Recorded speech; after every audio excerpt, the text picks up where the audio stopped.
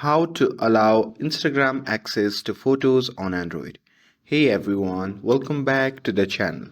In today's video, I'll show you how to give Instagram permission to access your photos on Android.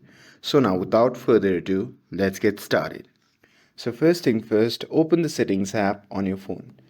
And here, once you are inside the settings, simply scroll down and tap on apps.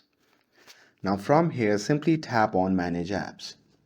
And here on the new page you see the list of apps. While it's currently loading, I'm going to simply tap on the search tab at the top, and from here I'm going to simply search for Instagram and simply tap on it from the result. And here, once you are inside the Instagram, simply scroll down and tap on app permissions.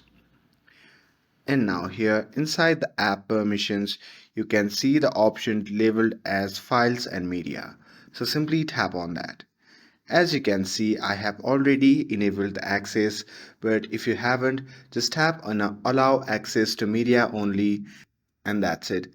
That's how you can allow Instagram to access photos on Android. With this, if you found this video helpful, then don't forget to like, share and subscribe to get up to date for more videos. Thanks for watching, and I'll see you in the next video.